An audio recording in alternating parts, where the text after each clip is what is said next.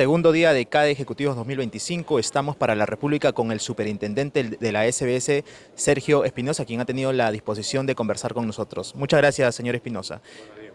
En principio, preguntarles cuál es su evaluación del avance regulatorio en todo este año, digamos, de la SBS. Bueno, yo creo que se ha avanzado en varios aspectos, algunos todavía están en marcha, pero en general yo creo que se está plasmando un marco regulatorio más atractivo, más flexible, más comprensivo, dependiendo de los diversos sectores que la superintendencia supervisa, ¿no? Podríamos hablar mucho de cada uno de los sectores donde el enfoque no necesariamente es igual, pero en general creo que se están dando mejores condiciones para el desarrollo de estos mercados, ¿no? ¿Qué proyectos o normas cree o considera que han sido los más importantes, considerados como hitos durante este año, ¿no? Bueno, yo creo que el desarrollo, por ejemplo, de la ley de reforma del sistema de pensiones a través de la norma que ya hemos prepublicado y que vamos a publicar en versión definitiva en noviembre para la entrada de nuevos actores, ya sea del sector financiero o de seguros para que administren fondos de pensiones, es un elemento fundamental. Si se logra darle mayor grado de competencia al sistema de fondos de pensiones, eso va a ser un aspecto muy positivo para todo el Perú. Después tenemos el lanzamiento del proyecto de Open Banking, que también creemos que probablemente no tanto en el corto plazo, pero en el mediano y sin duda en el largo, va a ser un elemento muy favorable para la mayor competencia del sistema y para la mayor inclusión financiera en el sistema. También estamos por publicar una nueva norma de provisiones para las empresas financieras que apunta a hacer un cálculo de las provisiones mucho más vinculado a la pérdida esperada que a tablas, digamos, preestablecidas. Yo diría que estamos trabajando en varios frentes y no quisiera dejar de mencionar el caso de las cooperativas de ahorro, donde se está haciendo un análisis muy concreto de cuáles son las condiciones que ellas requieren. Se han dado ya varias medidas para incentivar el crecimiento de las cooperativas, la estabilización de las cooperativas, y todavía vamos a dar algunas más que creemos va a permitir la estabilización ya definitiva del sector cooperativo y su crecimiento. Puntualmente sobre, por ejemplo, la ley de reforma de pensiones, ¿no? ¿Cuáles son los aspectos técnicos? Porque la SBS está preparando, digamos, una cartera técnica de esto, pero los que considera urgentes, ¿no? Proponer, modificar. Bueno, el más importante, y es el que yo decía de la entrada de nuevos actores a la administración de fondos de pensiones, y eso está en marcha. Ahora, a la par que hay que reglamentar la ley que todavía existe, porque no olvidemos que se derogaron dos aspectos de la ley, pero todo lo demás continúa, por ejemplo, la pensión mínima, por ejemplo, la afiliación a los 18 años, en fin, hay una serie de cosas que están en la ley que hay que reglamentar, algunas en conjunto con la ONP, y ya estamos trabajando en la ONP, pero el otro aspecto es que ha quedado claro que hay algunos vacíos, algunas brechas que todavía tienen que ser cubiertas, ¿no? No hay que olvidar que los sistemas de pensiones, porque en el Perú existe el sistema privado, existe el sistema de la ONP, existe el sistema de militares y policías, pero la cobertura en general de los adultos mayores por un sistema de pensiones no es mayoritaria, debido a condiciones del mercado laboral, a la poca frecuencia de los aportes, en fin, a muchas razones, pero en general no tenemos una suficiente cantidad de adultos que llegan a la edad de retiro y tienen alguna forma de jubilación. Y eso hace que la población no sienta como suyo un sistema de pensiones.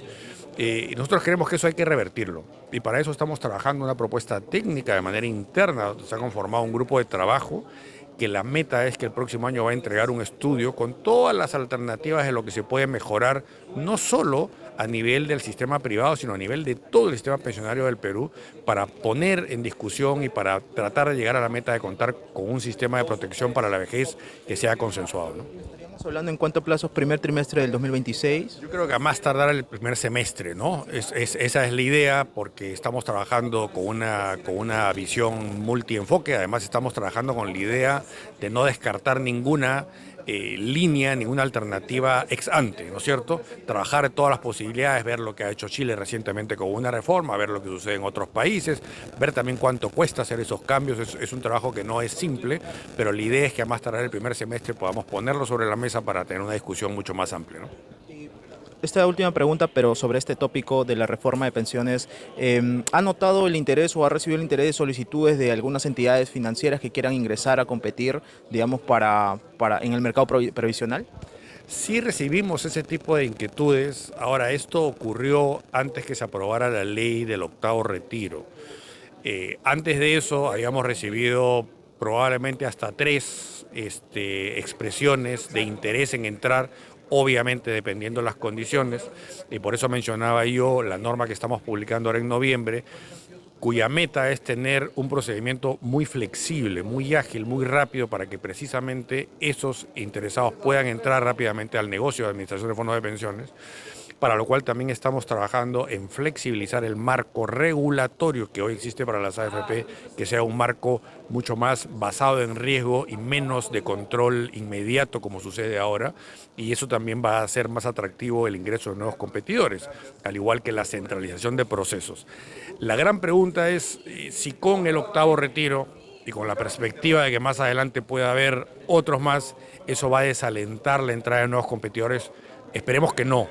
Estamos tratando de contrarrestar eso con medidas que agilicen y hagan más eficiente y más económica la entrada de competidores y por lo tanto hagan más atractivo el mercado, ¿no? Interesante lo que dices sobre tratar de mermar o contrarrestar, digamos, este tipo de leyes, ¿no? Que socavan, digamos, el mercado previsional.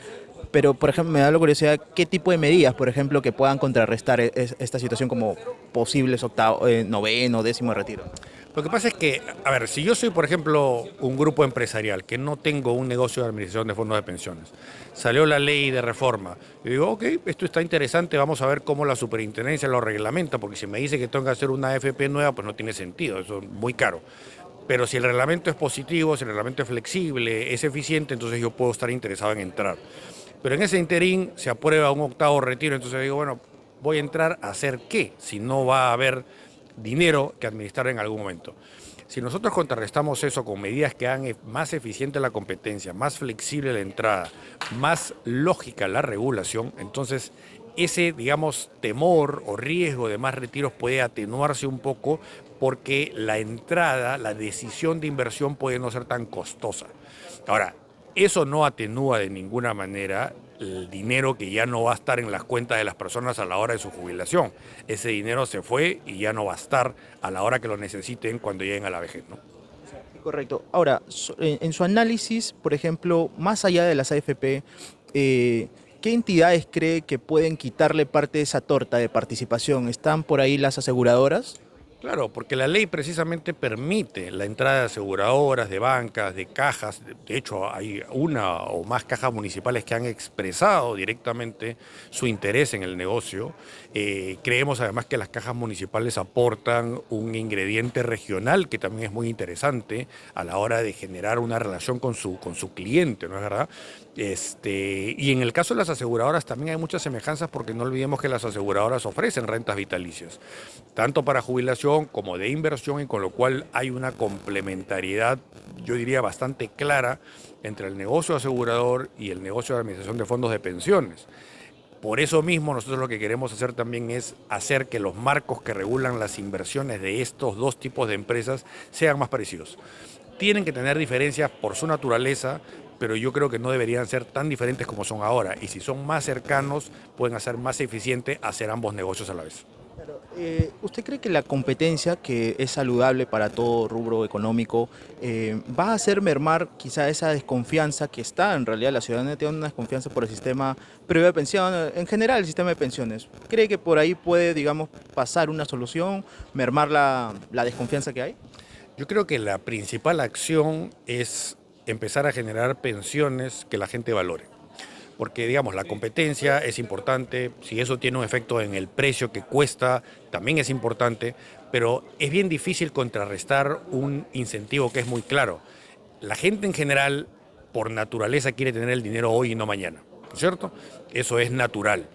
Sobre todo cuando se trata, pues, de gente que no genera los suficientes ingresos como para que sobre la plata en la familia. Entonces, cuando uno tiene un escenario así, tratar de inculcar el concepto de que hay que ahorrar para la vejez es difícil, pero es importante. ¿Cómo se logra para mí? No tanto por el lado de la competencia, que sí es importante, sino por el lado del retorno.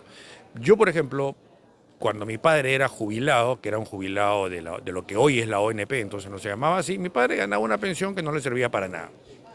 ¿Quién lo mantenía? La familia. Entonces, ¿cuál es el resultado de eso? El resultado de eso es que la familia siente que ese sistema no sirve para nada.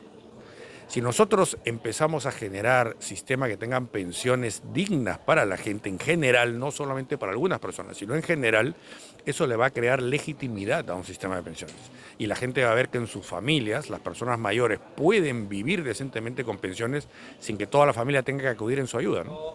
Y el meollo del asunto es la informalidad, ¿no?, que tenemos, porque los ingresos son bajos y por ende el aporte es bajo también, ¿no? Claro, pero sin embargo, si uno ve la data, por ejemplo, siendo eso una verdad completa, la informalidad, la baja tasa de aporte, pero cuando uno ve los sistemas de salud, por ejemplo, el caso de salud, la cantidad de afiliados que tiene salud a algunos de los sistemas que no son trabajadores de planilla, que no son trabajadores que están obligados, sino que van a afiliarse. ¿Por qué? Porque valoran tener una cobertura de salud para cuando tengan un problema.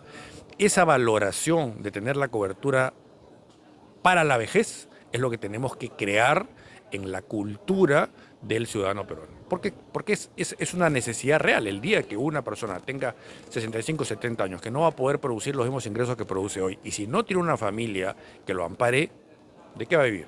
Entonces tiene que guardar pan para mayo, ¿no? Ahora, usted ha mencionado en anteriores entrevistas que hoy en día existe una peculiaridad, que existe mayor apetito de ingreso, de interés de las entidades financieras a este rubro importante, ¿no?, del país, del sector financiero. ¿Por qué se está dando? Hace poco participé en una conferencia donde escuché que había el interés de 6 entidades financieras que están avanzando. Pero ¿por qué ese apetito se está dando ahora a diferencia de otros años? A ver, yo creo que hay varias circunstancias, ¿no? La primera, probablemente la más importante, es el entorno económico. Cuando un país tiene un entorno económico que es abierto, un entorno económico que es favorable, que estamos creciendo en términos de PBI, eso favorece la inversión en general, ¿no es cierto? Si las condiciones no fueran favorables, nadie invierte, pues eso ocurre en primer lugar. En segundo lugar, la digitalización. Hoy día la ley peruana permite constituir un banco o cualquier tipo de empresa de las licencias que supervisa la superintendencia de manera completamente digital. Es decir, lo que me costaba a mí hacer una inversión en el sistema financiero hace unos años con oficinas, con redes y todo lo demás, hoy día es muy distinto. Hoy día tengo que invertir en qué? En tecnología y en seguridad. Bueno, en personas también, obviamente, pero en tecnología y en seguridad. Entonces, eso hace que sea más fácil para un banco u otro tipo de empresa venir a Perú sin necesidad de tener una inversión física, digamos, muy grande. Y el tercer tema, la tercera característica, yo diría que es una mayor apertura de parte de la superintendencia también a recibir con una visión positiva a este tipo de solicitudes. Nosotros queremos que esto suma y por eso estamos trabajando internamente para que nuestros procesos de aprobación de este tipo de solicitudes sean más ágiles, más rápidos y más eficientes. Obviamente no me voy a detallar el nombre, pero si son, digamos, foráneas, extranjeras, locales, en este interés de entidades financieras. Bueno, hay un par de casos que ya son públicos, todos son de hecho extranjeros, pero hay un par de casos que son públicos. Uno es el Banco BGT Pactual, que es un banco de origen brasileño muy grande en Brasil, que ha presentado su solicitud para constituir un banco en el Perú y además lo ha hecho público, ellos mismos lo han hecho públicos. Y el otro caso que también se ha hecho público es el de una empresa Prex, que es una empresa del Cono Sur, que opera en Uruguay, Argentina y Brasil, que es una empresa emisora de dinero electrónico que quiere además hacer préstamo, pero sin captación de ahorros. Esa es la que está más avanzada porque ellos presentaron la solicitud hace tiempo atrás y es probable que el próximo año, primer semestre, tal vez hasta trimestre, ya estén empezando a operar, ¿no? Mi última consulta sobre la mirada de las cooperativas, ¿no? Ya la SBS ha hecho un trabajo arduo durante todos estos últimos años. Ya usted me lo dirá si, digamos, a la fecha el sistema de cooperativas está totalmente saneado, qué desafíos aún se vienen, digamos, también con el seguro de depósito que también da confianza a los usuarios. Yo creo que hemos pasado claramente a una etapa distinta desde este año. No solamente de parte del desarrollo del sector, sino de parte de la visión de la superintendencia respecto al sector. Como decíamos hace un rato, se ha ajustado la regulación que antes era básicamente una extensión de la regulación financiera para pensar en regulación más ad hoc para la realidad del sistema cooperativo. Hay que tener en cuenta además que el sector cooperativo tiene varias características muy interesantes. En primer lugar, es un sistema que es muy inclusivo, es un sistema que incorpora gente que no tiene ninguna vinculación con otro tipo de entidad financiera. Es un sistema que llega donde no llega nadie más. Es un sistema que además promueve mucho los créditos grupales, los créditos a mujeres, en fin, tiene muchos aspectos positivos y por eso es importante cuidarlo. El problema fue que cuando la superintendencia comenzó esta supervisión, veníamos pues de muchos años en que no había existido supervisión y había un sector muy desordenado, con muchas cosas que había que arreglar y eso es lo que se hizo en los primeros años. Ahora la etapa es otra, la etapa es una etapa de estabilización y de crecimiento. Miramos con mucha simpatía. Yo personalmente he tenido la oportunidad de reunirme con cooperativistas, no solamente en Lima, sino ir a varias regiones del Perú, a Cusco, a Ayacucho, a Piura. Ahora voy a Tacna la otra semana para reunirme con cooperativistas y escuchar cuáles son sus inquietudes, cómo ven ellos su situación, qué cosa es lo que les preocupa, qué cosas necesitan. Ahora, eso no quiere decir que en el camino no van a haber otras cooperativas o cualquier tipo de empresa que pueda salir del mercado, porque eso siempre puede ocurrir. Pero como usted dijo, lo positivo de la situación actual es que hoy ya existe un fondo de seguro cooperativo y yo invito a los cooperativistas a consultar la página web de la superintendencia donde figura la lista de cooperativas que han pagado sus contribuciones y que están cubiertas y de hecho ya han habido un par de intervenciones que ha hecho la superintendencia, cooperativas que básicamente no estaban funcionando y donde se ha pagado con el Fondo de Seguro de Depósito a los cooperativistas. Es decir, están mejor cubiertos también. Correcto. Una pregunta solo de detalle, ese fondo de seguro de depósito de las cooperativas tiende a crecer, digamos, en el tiempo, el importe, me refiero. No, a ver, el Fondo de Seguro de Cooperativas se parece en algunas cosas al Fondo de Seguro de Depósitos, pero en otras no. Por ejemplo, el tipo de gobierno con representantes de las cooperativas, del Ministerio de la Producción, de la Superintendencia, es más o menos parecido. Hay un directorio que lo gobierna y que decide qué hacer con eso. Pero en cuanto a la cobertura, la ley que estableció la supervisión por la Superintendencia establece una cobertura fija, que es 5.000 o 10.000 soles dependiendo el nivel de la cooperativa. A diferencia del Fondo de Seguros Financiero, digamos, que crece por inflación automáticamente todos los años. Eso sería en función a una ley, tendría que en todo caso modificarse. Tendría que haber una ley, yo creo que ahí faltó una precisión en esa ley para decir cómo se iba a ajustar, porque evidentemente no estamos en la coyuntura de cuando se hizo el Fondo de Seguro de Depósitos, donde había una inflación que ameritaba un ajuste permanente, pero es un monto que se tiene que ajustar en algún momento, ¿no? Listo, muchísimas gracias, señor Sergio Espinosa, directo para la República. Nos ha dado balance del sector y también algunos proyectos claves, las normativas. Muchas gracias, señor Espinosa. Muchas gracias.